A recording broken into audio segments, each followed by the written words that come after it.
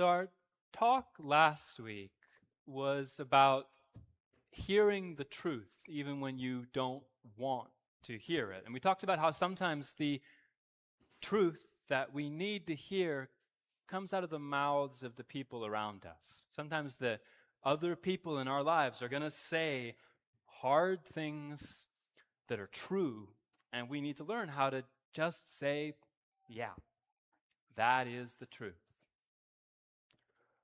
But does that mean that saying something hard is always the right thing for us to do? No. We can get this idea that it's our job to go around saying the hard truths that other people don't want to hear. And if we're not careful, that can be a hurtful thing to do. So, what we're going to talk about today is the idea that our words can be hurtful even if the things that we say are true. And more importantly, what we're going to talk about today is what we can do to make sure that our words are not hurtful. So the story that we're about to look at isn't actually about somebody who says something hurtful. It's about somebody who uses a sword to hurt somebody. But in the spiritual sense of the word, swords symbolize the truth. The truth is strong and it's bright and it's sharp, just like a sword. Not that this pretend wooden sword is any of those things, but some imagination is required. And the thing is, when we misuse that truth, it becomes a falsity and it can hurt people, just like a sword, a real sword, can hurt people. So the story we're looking at, it's the story of the Lord being arrested in the Garden of Gethsemane.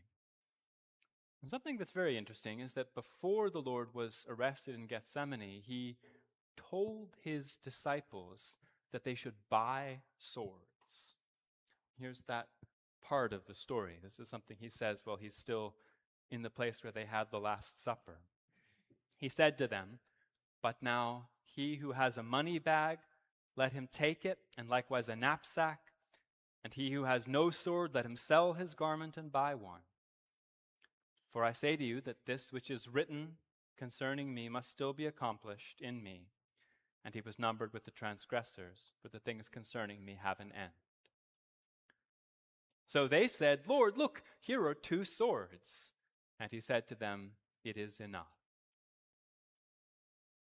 So there you go. The Lord told them that they should buy swords. And in the spiritual sense, what he was really saying to them is that they should gather truths to prepare themselves for the spiritual conflict that was coming. But you can sort of see why they might have been thinking to themselves, okay, it's about to be time for fighting. And the story goes on. It says that they went to the Mount of Olives to a garden called the Garden of Gethsemane. It was nighttime, and the Lord prayed there.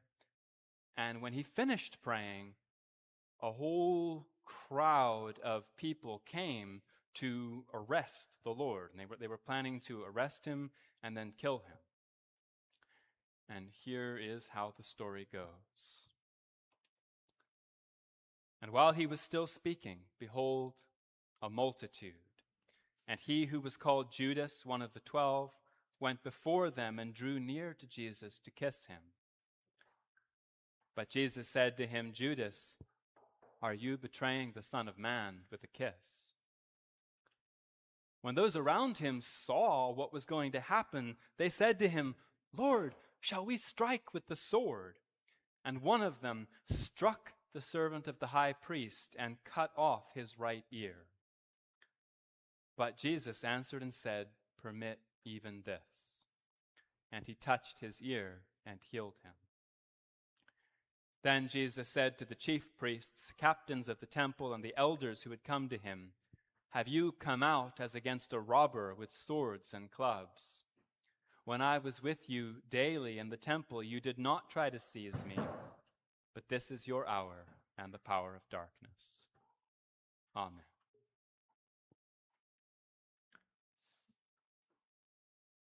So there comes that mob, that multitude of people to arrest the Lord. And the disciples see them and they say, Lord, should we fight? Should we strike with the sword? And one of them pulls out his sword. And what did he do? What did he do with that sword? Yes. He cut off someone's ear. It was the servant of the high priest. He attacked him. And then the Lord answered. And what did the Lord say? Yeah. He said, permit even this, which means no. It means we're not going to fight. We're going to let this happen. And then the Lord, what did he do to the wounded man? The guy who got his ear cut off? Yes. He reached out, he touched that man, and he healed him. So, the Lord chose not to fight. He chose to let himself be arrested. And that was mostly because the Lord knew that he had to let himself be arrested and crucified so that he could rise again. But it's also because the Lord doesn't want to fight anybody. But we're going to focus on that disciple who took out his sword and struck with it. We're going to focus on what he did wrong. Now, the first thing to say about him is that he almost certainly thought that he was doing the right thing. What did he think he was doing? Think about being that disciple. What did he think he was doing? Yes, Rosalie. Yeah, he was protecting the Lord. Exactly. He's protecting his teacher. And that's an honorable thing to do. He saw the bad guys and he's thought, I'm supposed to get these people. It was also a very brave thing that he did, because he attacked this whole mob. And how many swords did the disciples have? Yes. They had 2 swords, right. So the odds were not in their favor. It was a brave thing, maybe not a smart thing. But, so the point is that this guy, this man, he wasn't being really evil. He thought he was doing the right thing. But what he did was something that the Lord didn't want him to do, and it was hurtful. He hurt somebody. And we can do exactly the same thing, except that we do it with words instead of actual swords. We can think that we're championing the truth and then cause harm that we didn't need to cause. So we're going to look at what that disciple did wrong, and taking note of the specific things that he got wrong can give us some tools or some checks, some safeguards that we can use to make sure that we don't then do the same kind of thing. There are essentially 3 things that disciple did wrong. He didn't listen to the Lord. He picked the wrong fight, and he attacked. And we're going to go through those 3 things one at a time. So first of all, about listening. The disciples kind of tried to listen to the Lord when the mob came. At least they asked him, shall we attack? But it's fairly easy to see that they didn't do a very good job of listening. Because here's how the scene went. They asked the Lord what they should do. And then the guy took out his sword and took action. Sorry if this is hard to see for those in the back. And then they heard the Lord's answer, which was actually, no, I don't want you to attack. And it's not that hard to figure out that these things are in the wrong order. Someone willing to come up here and put them into the correct order? It would be with the one that goes first at the top and then so on down. Yeah, Dale, come try it.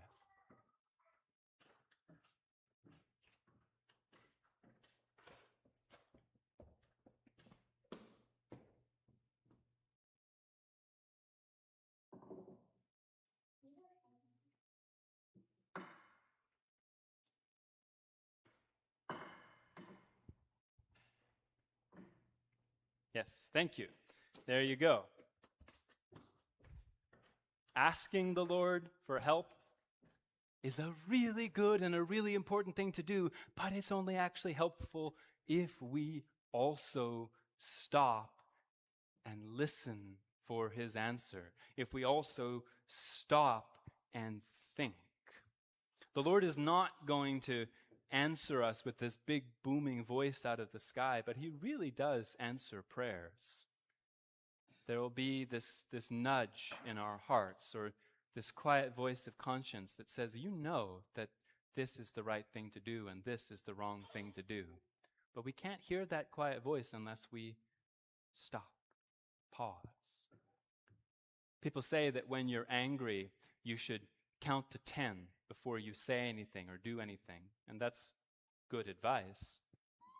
But better advice is when you're angry, say a prayer to the Lord and then spend 10 seconds listening to hear his answer. And if you feel like you can't hear an answer from the Lord, another thing you can do is just ask, what would the Lord do? If he were in this situation, what would he be doing right now? Would the Lord say the thing that I want to say? Asking him for help is really good, but we have to pause and listen to his answer, and then we need to take action last. Now, the second thing that disciple who struck with the sword got wrong is that he picked the wrong fight, or he attacked the wrong person. He attacked the servant of the high priest, but the servant of the high priest wasn't in charge of that mob. There was no reason to attack that person. The high priest, he was one of the real bad guys. He was one of the ones who was actually making the decision to get the Lord. The high priest's servant was just not a significant character. And what it kind of looks like is that disciple just pulled out his sword and attacked whoever was closest, which is a problem for a number of reasons. But one of them was that attacking the high priest's servant was just not going to fix anything. Now, have you ever had an argument where either you or the person that you're arguing with starts picking on or fixating on some little thing, something that's actually got nothing to do with the issue that the argument is actually about?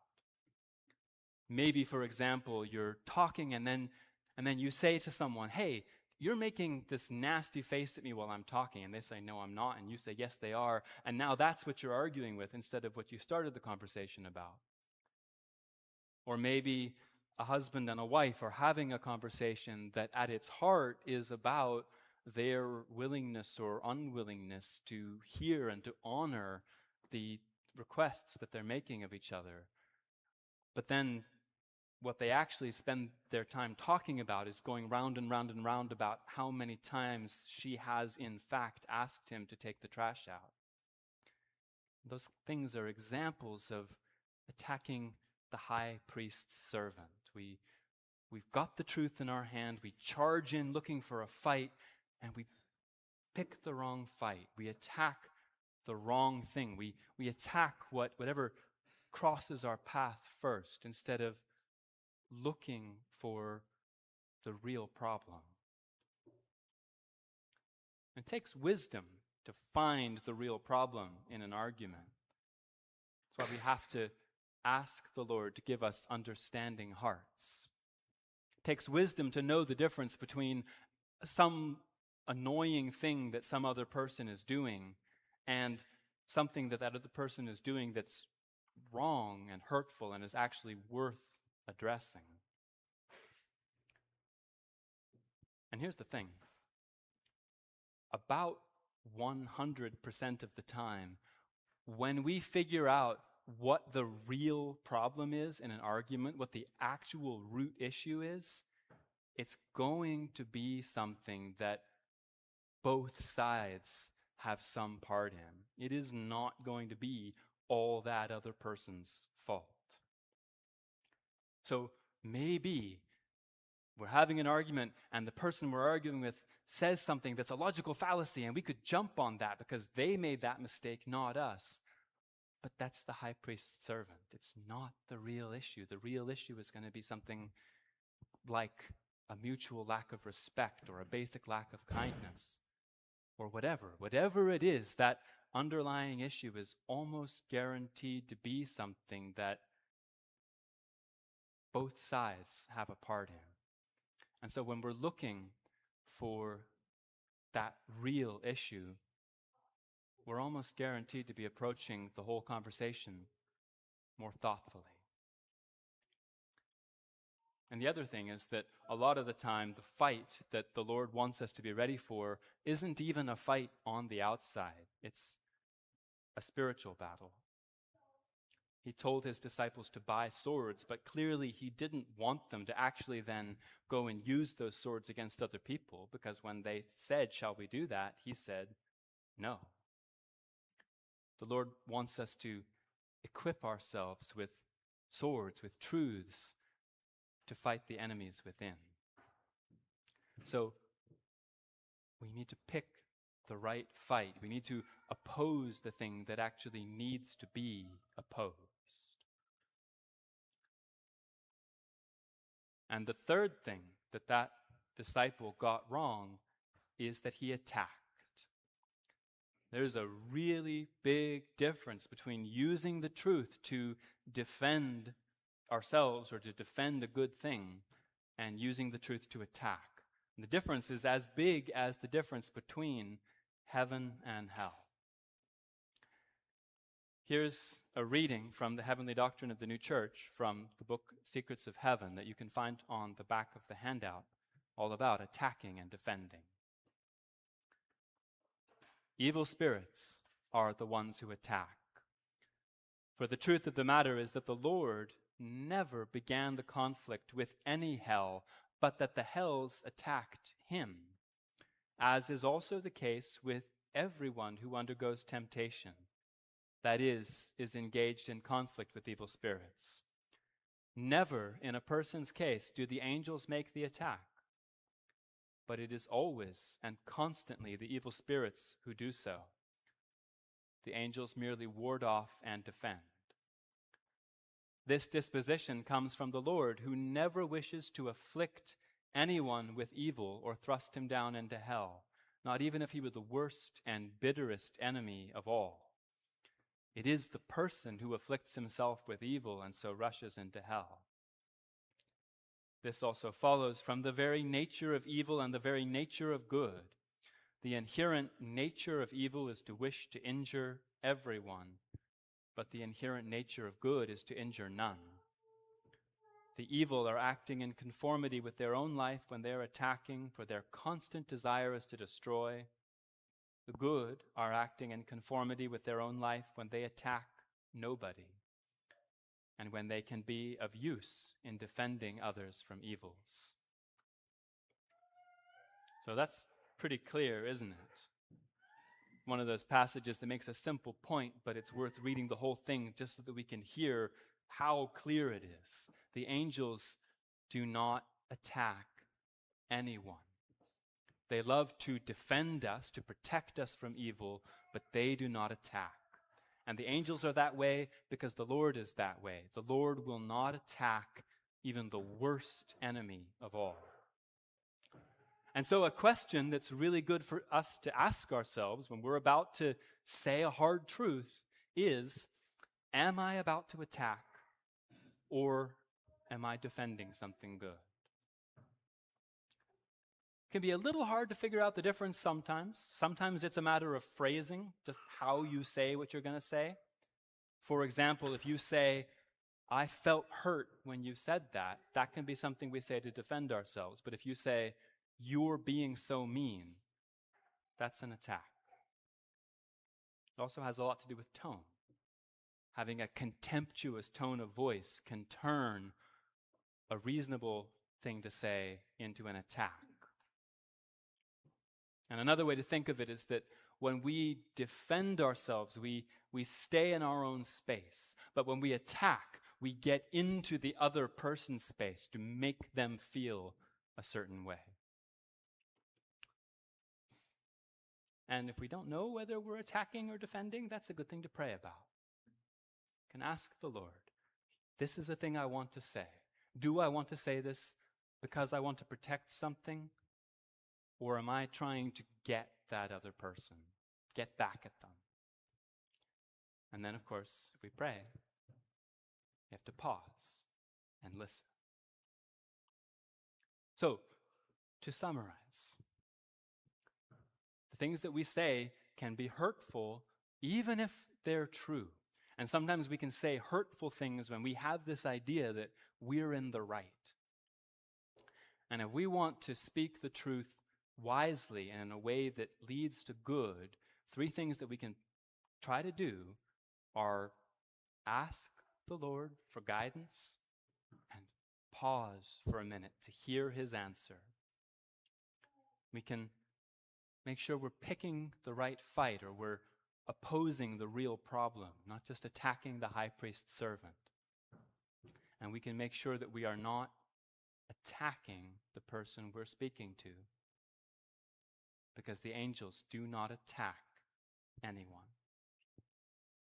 Amen.